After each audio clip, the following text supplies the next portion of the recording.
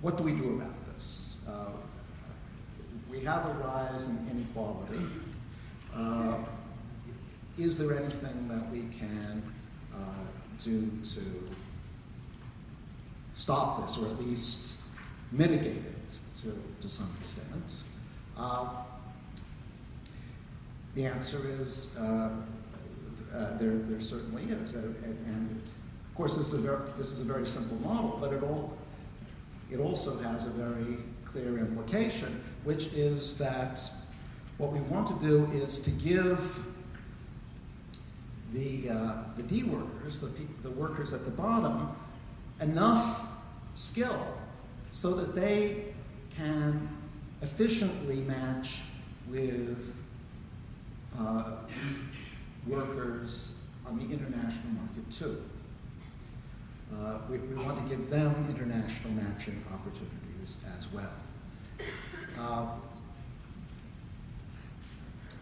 But of course, training, raising skills is expensive. And so there's a question, who is going to pay for that? Well,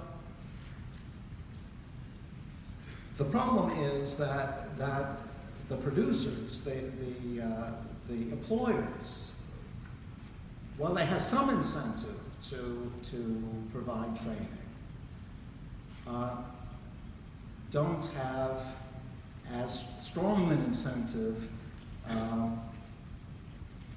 as would be necessary to actually get these D workers trained. And there's a simple reason why their incentive is limited, and that is, if I'm a D worker and you hire me and you give me training, if you give me education, well, you're then going to have to pay me a higher wage, because I can always go to your competitor and work for her instead. So some of your investment in me is going to be lost through the fact that you now have to pay me a higher wage. And that fact means that you're not going to give me as much training as might be necessary to give me the international matching opportunities that I would need to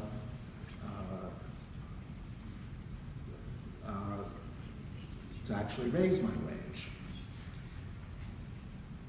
Similarly, we can't rely on the workers themselves to pay for the education, because they're too poor. By assumption, they don't have the resources to pay for their own education. So that means that someone else is going to have to do it. Some third party is going to have to do it. This could be governments, local government. It could be international agencies or NGOs. It could be take the form of foreign aid, but someone else has to get into the act. So if you accept this theory, there is a fairly clear-cut course of action. The course of action is certainly not to try to stop globalization. As Koshik mentioned yesterday, even if we wanted to stop globalization, we probably couldn't do it. It's a force of nature, like gravity. But there are good reasons why we shouldn't want to stop it, even if we could, which is that yes, there are serious problems for the D workers, but on average, the poor country really is better off as a result of globalization. And so if we can figure out a way to get the distributions of increased prosperity rights, and there are things we can do about that, then globalization will definitely work to the advantage of the poor country. And in particular, what we can do, as I was just arguing, is give low-skilled workers the opportunity to benefit from globalization too by investing in their skills. And that's really all I have have to say. Thank you very much.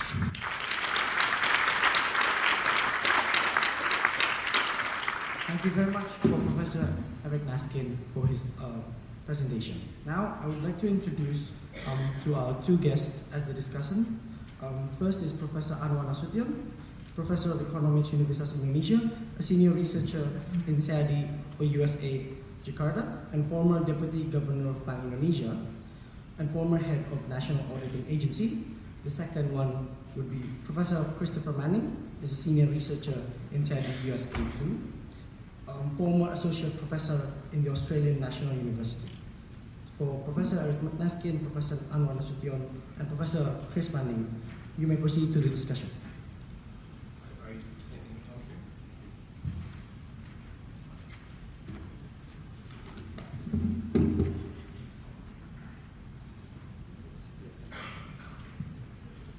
Well, before I start, let me thank Maria and the organizer to ask me to read this excellent paper. I learned a lot from this paper, particularly because this paper is very relevant to our region, including to this country. What I'm going to do here is not to comment about the paper, but to give some recommendation how to apply this to the case of Indonesia. Again, this is an excellent paper, theoretical presentation on the impact of globalization and the technological change on inequality in labor income in poor countries. Unsatisfied with the standard extraordinary trade model with two countries, two goods, and two factors, 2x2x2, the paper presents a trade model under current global production sharing or the breakup of production process into geographically separated stages. Cross-border production is not allowed by a combination of lower transportation costs and communication costs and the removal of trade tariff. The same reason allows cross-border movement of factors of production, mainly labor and capital. For Maskin, give an example of a computer. Not only that, this shirt, the brand is a Blueberry, designed in London, cut in Singapore or Hong Kong, and then assembled in Bandung. Yeah? I bought this in the US. So you see that the global network is working in this region, not only in high tech but also in garment and textile.